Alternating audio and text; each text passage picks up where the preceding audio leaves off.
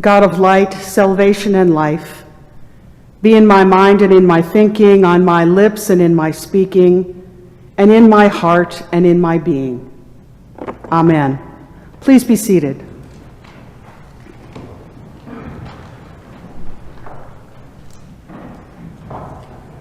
The gospel reading today teaches us and challenges us in multiple ways. We learn something about hens.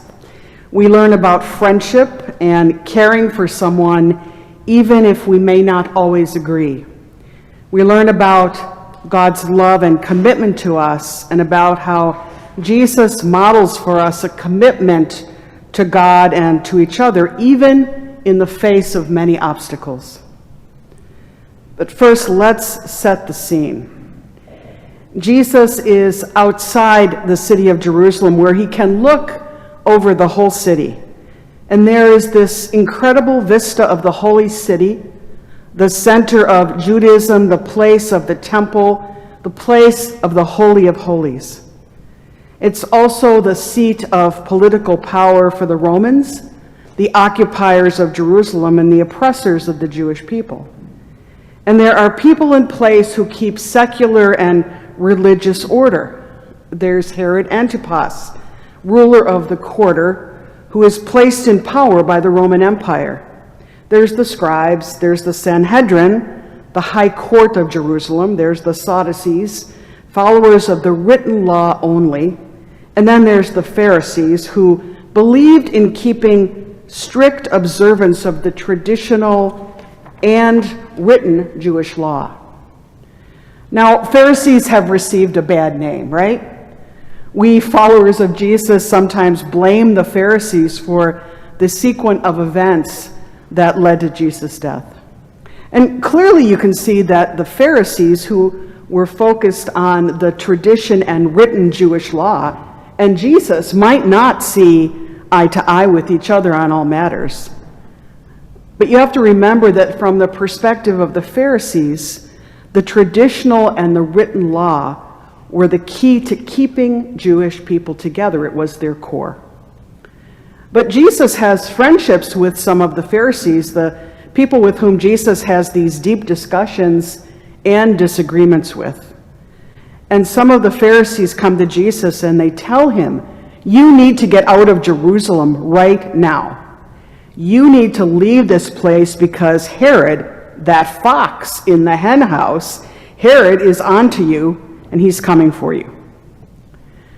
Why is Herod looking for Jesus? Herod's charged by the Roman Empire to keep peace in Jerusalem. And if there is peace, there is prosperity. So Jesus is starting to raise a stir among the people, and there are lots going on. People are talking about him. People are going to see him. People agree with him. People disagree with him, and the crowd is starting to get rowdy. So you have to see the multiple perspectives here. You've got Herod, who's charged with keeping the secular peace.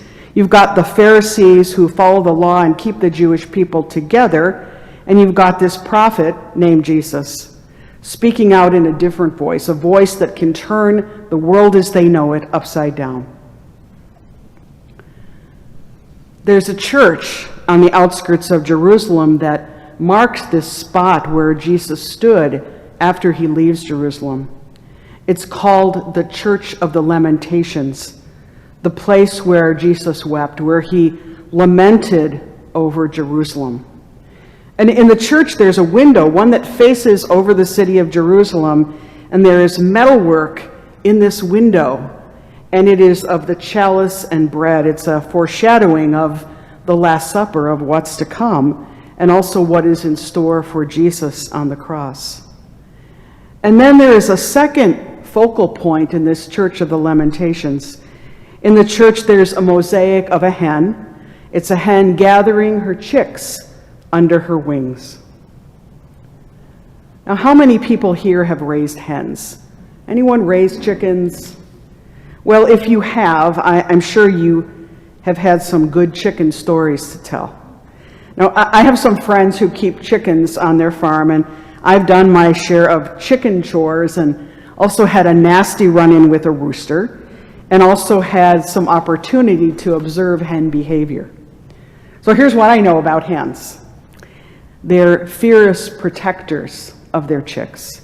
Now, I don't mean in a warrior kind of way. I've never seen a kung fu hen or one that wields a sword or one that has teeth that bite and tear, although once in a while you might get pecked in a place that you would prefer not to.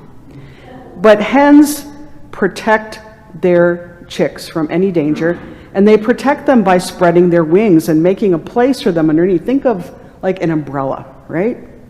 And when there's any kind of danger in the barnyard or the chicken coop, the hen lifts her wings and the chicks scoot right under.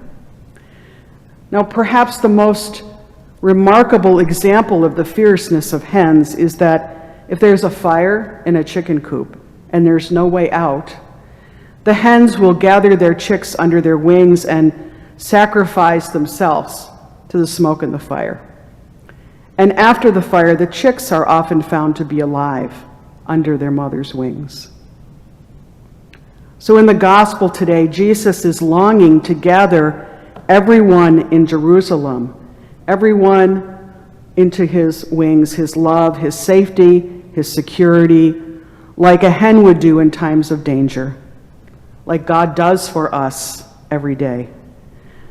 But this story that Jesus tells is a sign, this powerful sign of Jesus' love for the people of his time and the people of our time, this willingness to perish in the process of saving others, in the process of saving us.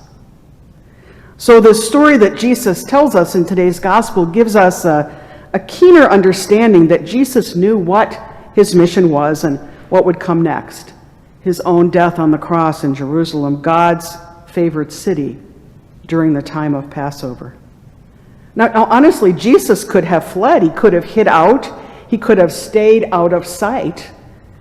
And he could have lived a long life. But instead, he says, I'm leaving Jerusalem because I still have some work to do. I have some healing to do, and I have casting out demons, and I have to be with the people that I came to be with.